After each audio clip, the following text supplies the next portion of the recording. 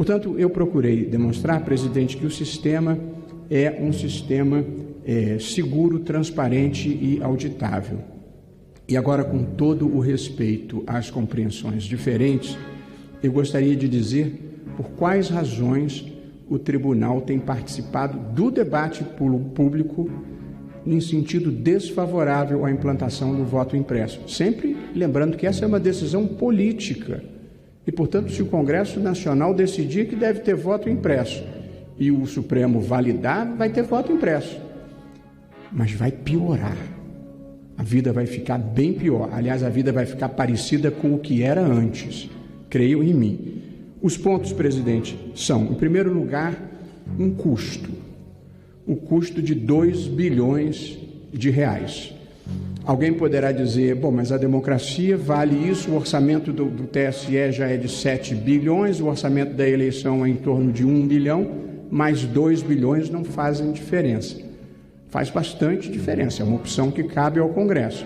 Eu só gostaria de lembrar que nós não realizamos o censo por falta de dinheiro e que as Forças Armadas não puderam ajudar numa operação que eu mesmo determinei para proteger comunidades indígenas e garimpeiros num conflito porque disse que não tinha recursos.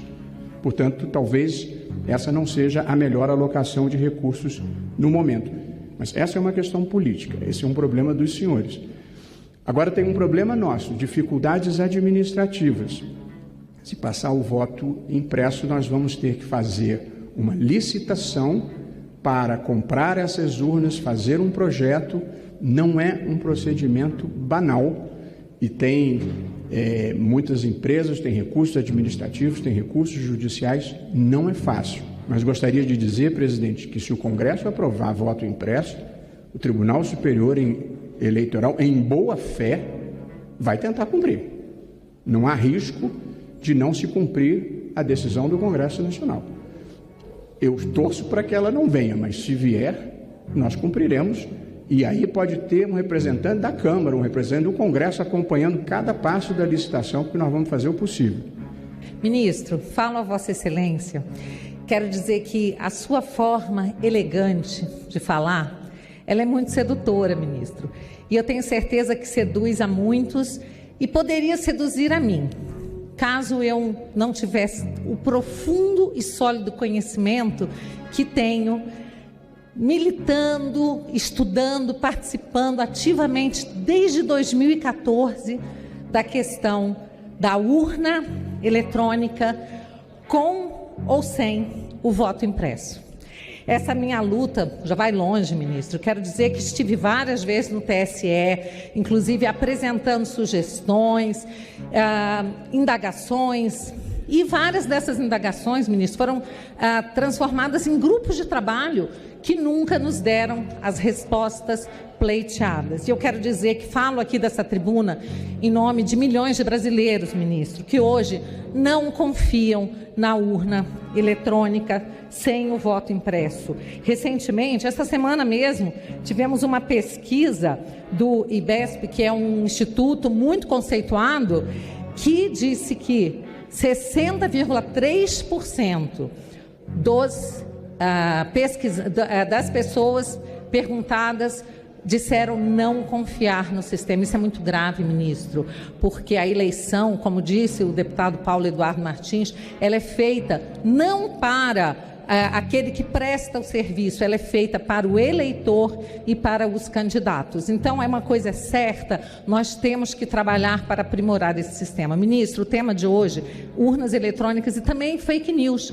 E nós temos sido vítimas de muitas fake news, ministros, que eu entendo como desinformação. O povo tem sido desinformado, por exemplo, quando se fala em retrocesso, que nós queremos o retrocesso. Muitas pessoas, das mais simples às mais cultas, elas pensam que nós queremos a volta da cédula de papel. Ministro, nós queremos aprimorar o sistema, como, por exemplo, o sistema argentino, que é a urna de terceira geração. Quando se diz que o nosso sistema é o mais moderno, inclusive festejado do mundo, em tecnologia, nenhum sistema que conte com 25 anos de idade pode ser considerado moderno, ministro. As urnas da Argentina, elas contam com a urna eletrônica, a máquina de votação e também a impressão para que se possa conferir o resultado. O sistema, lamentavelmente, ele não é transparente. Ele também não atende ao requisito do ato administrativo, que é da publicidade, porque o ato de contar o voto, o escrutínio, ele é um ato administrativo, ministro. E eu gostaria,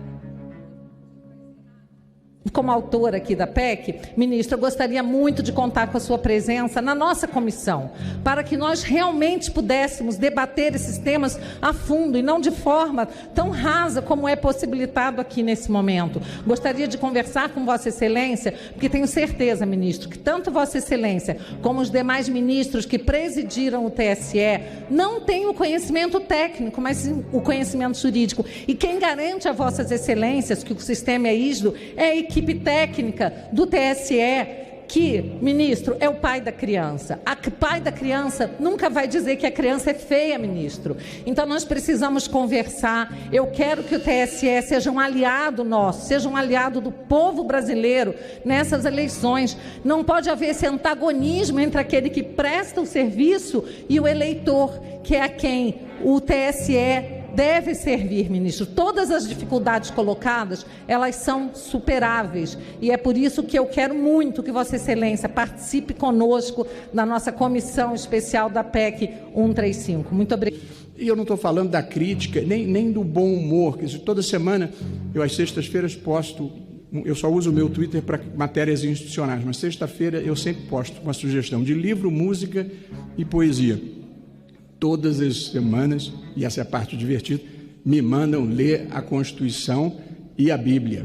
Justo eu que passei a minha vida lendo a Constituição, ainda sou filho de mãe judia e pai católico, de modo que eu li o Velho Testamento e o Novo Testamento. O problema não é a crítica, nem a crítica pessoal, mas o ataque às instituições nós precisamos coibir.